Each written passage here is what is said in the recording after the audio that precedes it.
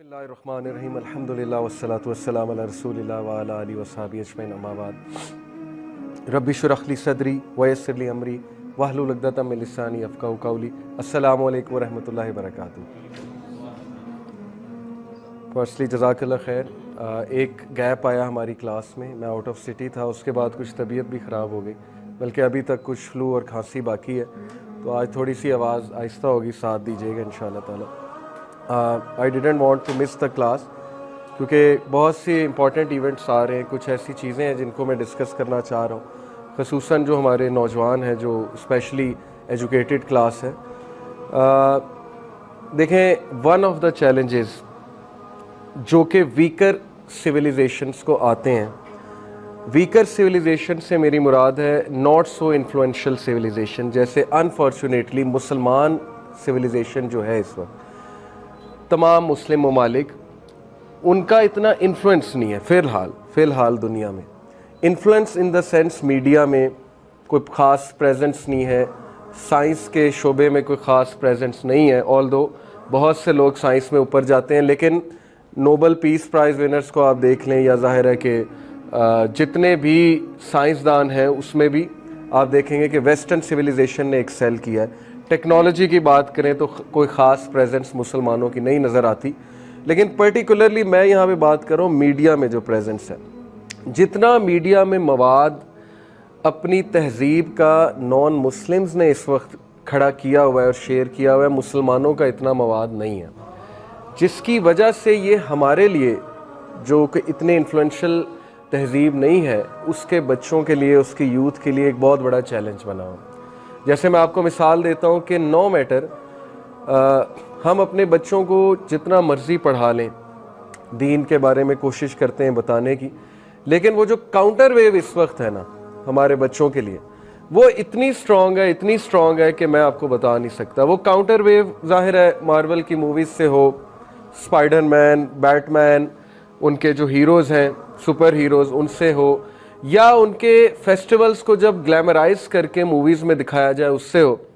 जैसे मैं आपको बताऊं कि 1990s के बाद, खुसूसन 1992 के बाद बॉलीवुड ने जो शिफ्ट ली है, वो आपकी सोच है कि उनकी शिफ्ट कैसी है। बाकायदा इस पे मैं एक आर्टिकल पढ़ रहा था कि बॉलीवुड अब एक एंटरटेनमेंट इंडस्ट्री नहीं है, अब बाकायदा वो एक आइडियोलॉजिकल इंडस्ट्री है।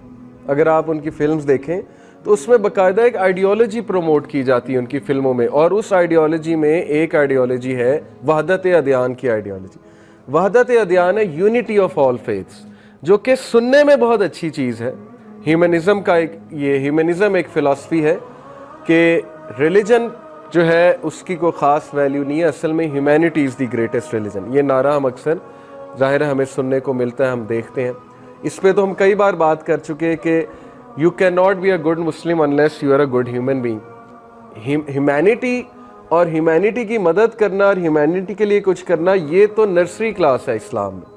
जैसे कहते हैं ना कि अभी नर्सरी में एडमिशन हुआ है या केजी लेवल की चीज़ है, तो इसमें तो कोई दूसरी राय नहीं, कोई शक ही नहीं कि इस्लाम तो ह्यूमन बींग्स के लिए एक पीस का पैगाम है और इस्लाम ह्यूमन बींग्स के फ़ायदे की ही बात करता है। लेकिन जिस तरह हमारे बच्चों को इस वक्त ह्यूमनिज़म की फ़िलासफ़ी के थ्रू वहदत अदियान की तरफ ले जाया जा रहा है, ख़ुसूसन बॉलीवुड मूवीज़ के थ्रू, अब ये मैं ये नहीं कहूँगा कि वो कोई बहुत बड़ा प्रोपेगेंडा कर रहे हैं, बस ठीक है, ये उनकी एक आइडियोलॉजी है, उसको प्रमोट कर रहे हैं, मीडिया उनके पास है, दे आर प्रमोटिंग इट।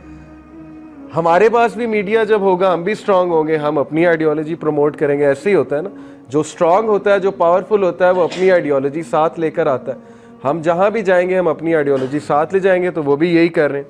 लेकिन मैं वार्न करना चाहता हूँ वहदत अदियान से में वो दिखाते हैं कि मिसाल के तौर पे अगर नॉन मुस्लिम्स आपके साथ ईद मना रहे हैं तो आप भी होली मनाएं, आप भी जो है उनके साथ मंदिर जाएं, आप भी जो है वो ज़ाहिर है कि उनके फेस्टिवल्स में भरपूर शिरकत करें, इसमें क्या हर्ज है।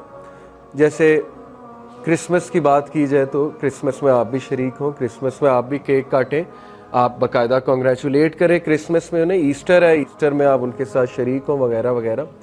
इससे क्या है कि वो जो मुस्लिम आइडेंटिटी है कि मुसलमान का अपना एक कल्चर है, अपनी एक आइडेंटिटी है, मुसलमान का एक कॉन्फिडेंस है।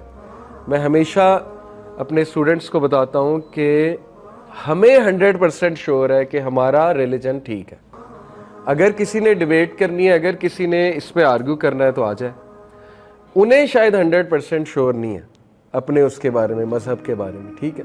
اس لیے وی کین ناٹ الاؤ ایسی چیز یا ایسا فیسٹیول جو مذہبی فیسٹیول ہو جس میں ہمارے بچوں کا عقیدہ خراب ہونے کے چانسز ہوں. باقی یہ کہ ہم پورے قائل ہیں آپ کے ساتھ رہنے کے, آپ کے ساتھ کوآپریٹ کرنے کے, بلکہ تاریخ اس بات کی گواہ ہے کہ سب سے زیادہ پیسفل کو ایگزسٹنس مسلمانوں کے ساتھ ہوئی ہے, نان مسلمز کی. تاریخ اٹھا کے دیکھ لیں, خلفائے راشدین کا دور اٹھا کے دیکھ لیں, یہ میں نہیں کہہ رہا. ٹونی ڈبلیو آرنلڈ کی ایک کتاب ہے ایکسپینشن آف اسلام, اس میں حالانکہ وہ نان مسلم ہے, اس میں ان کا سارا کیس یہ ہے کہ سب سے ٹالرنٹ سویلائزیشن خلفاء کی سویلائزیشن.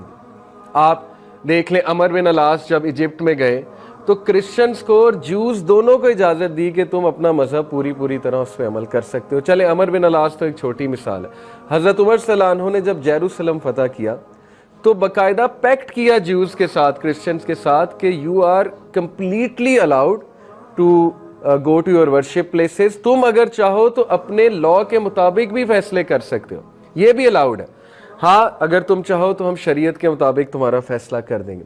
بلکہ ان کا جو گرینڈ پریسٹ تھا اس نے حضرت عمر کو کہا کہ چرچ میں نماز پڑھے. وہ اتنا متاثر ہوا, اس نے چرچ کھول دیا. اس نے کہا کہ آپ کی نماز کا وقت ہے تو آپ ادھر پڑھ لیں, ہم آپ کے لیے جگہ متعین کر دیتے ہیں. تو حضرت عمر نے کہا کہ نہیں, مجھے ڈر ہے کہ اگر میں نے یہاں نماز پڑھ لی تو مسلمان کہیں اس چرچ کو مسجد نہ بنا دیں, تمہارے چرچ کو کہیں وہ اس کو گرا نہ دیں. ظاہر ہے کہ انہیں یہ ایک ڈر تھا. اب اس سے آپ اندازہ لگا لیں مسلمانوں کی ٹالرنس کا. اس کتاب میں باقاعدہ تاریخی واقعات ہیں ٹی آرنلڈ کی کتاب میں, کہ سیریا میں سٹیز کے گیٹس ہوتے تھے وہ خود کرسچنز نے کھولے کہ آؤ ہمیں فتح کرو آ کے, کیونکہ یہ جو ٹائرنٹس ہمارے اوپر بیٹھے ہوئے ہیں جو ہم سے اتنا ٹیکس وصول کر رہے ہیں, تم تو ان سے 100 درجے بہتر ہو. تو یہ اس کی تاریخ گواہ ہے. تو اس بات میں کوئی شک نہیں ہے کہ پیسفل کو ایگزسٹنس کے ہم 100% قائل ہیں. اور یہ ایک دکھ کی بات ہے, افسوس کی بات ہے کہ بہت سی مسلم کنٹریز میں مائنورٹیز کے ساتھ اچھا سلوک نہیں کیا جاتا. اس کی بہت سی وجوہات ہیں.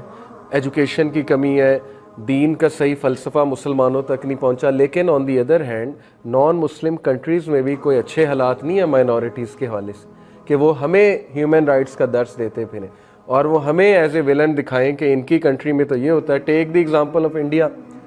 ابھی اس وقت جو چل رہا ہے انڈیا میں وہ آپ کے سامنے ہے, جو محمد شامی کے ساتھ سلوک ہوا پاکستان کے میچ کے بعد.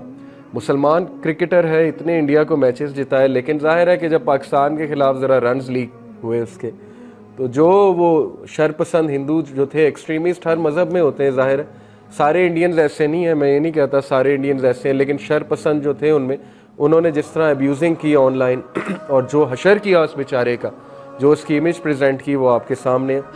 تو مائی پوائنٹ از کہ شرپسند عناصر ہر ملک میں ہوتے ہیں, ہر جگہ ہوتے ہیں. مائنورٹیز کے ساتھ زیادتیاں ہر جگہ ہوتی ہیں. پاکستان میں بھی ہم اس کا انکار نہیں کرتے ہیں. یہاں پہ ایک خاص قسم کے سوچ کے لوگ پائے جاتے ہیں جو مائنورٹیز کو کچھ نہیں سمجھتے, اور جن کی یہ سوچ ہے کہ نان مسلم سے نفرت کرنی چاہیے. انفارچونیٹلی یہ سوچ ہے, بہت کم کی ہے لیکن ہے. لیکن میجورٹی کی الحمدللہ یہی سوچ ہے کہ نان مسلم ہمارے بردرز ان ہیومینٹی ہیں, اور وہ بھی ابن آدم ہے, اور ہم نے ان کے ساتھ پیسفل کو ایگزسٹنس کرنی ہے. آپ رسول اللہ صلی اللہ علیہ وسلم کی مثال نے مدینہ میں آتے ہی پیکٹ آف مدینہ کیا اور جوز کے ساتھ چلنے کی بھرپور کوشش کی.